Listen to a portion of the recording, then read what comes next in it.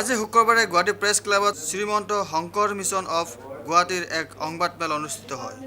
এই সংবাদমেলত Basundhara north east women entrepreneur of the year 2012-13 বঁটা প্ৰদানৰ ঘোষণা কৰা হয়।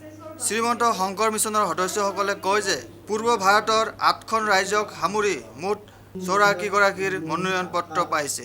তাৰে 50গৰাকীকে বাছনি কৰি পৰীক্ষামূলক 7গৰাকী মহিলাক বাছনি কৰে। শ্ৰীমন্ত শংকৰ মিছনৰ এজন সদস্য মঞ্জিত শৰ্মাই কয়, 11 তাৰিখে বসুন্ধৰা north east women entrepreneurship award, এইটো এটা মহিলা আমাৰ নৰ্থ ইষ্টৰ ৰিজনেল লেভেলৰ এটা মহিলা উদ্যোগীসকলক অনাৰ আৰু ফেলিচিটেশ্যন প্ৰগ্ৰাম। সেইটোত প্ৰত্যেকখন ৰাজ্যৰ পৰা নৰ্থ ইষ্টৰ 8খন ইনক্লুডিং ছিকিম এগৰাকীকে টপ আইকনিক ওমেন এণ্টাৰপ্ৰিনাৰ তেখেতসকলক আমি মাতি আনি সম্বৰ্ধনা জনাম আৰু তেখেতসকলৰ মাজৰ পৰা এগৰাকীক এই এৱাৰ্ডটো দিয়া হ'ব, Basundhara north east women entrepreneur award. হয়, এৱাৰ্ড এটা হ'ব আৰু 8টা ফেলিচিটেশ্যন হ'ব।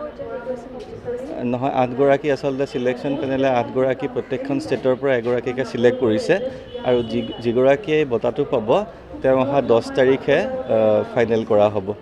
তেখেতলোক অহাৰ পিছত মানে পেনেলে তেখেতসকলৰ লগত পাৰ্চনেলি ইণ্টাৰেক্ট কৰাৰ পিছত ফাইনেল ডিচিশ্যনটো দিব। এইবাৰ প্ৰথম হয়। আমি একচুৱেলি নমিনেশ্যন পাইছিলোঁ টোটেল 84, তাৰে 34টা ৰিজেক্ট হ'ল বিকজ ক্ৰাইটেৰিয়াটো তেওঁলোকে মিট আপ নকৰে, কাৰণ বিভিন্ন ধৰণৰ ক্ৰাইটেৰিয়া আছিলে। চ' 50টা চিলেক্ট হৈছিলে, শ্বৰ্টলিষ্ট হৈছিলে, সেই 50টাৰ পৰা 8টা ফাইনেলি চিলেক্ট কৰা হ'ল। ভিডিঅ' জাৰ্নেলিষ্ট সুশান্ত দাসৰ সৈতে অমৰদীপ গগৈ, চেণ্টিনেল নিউজ, গুৱাহাটী।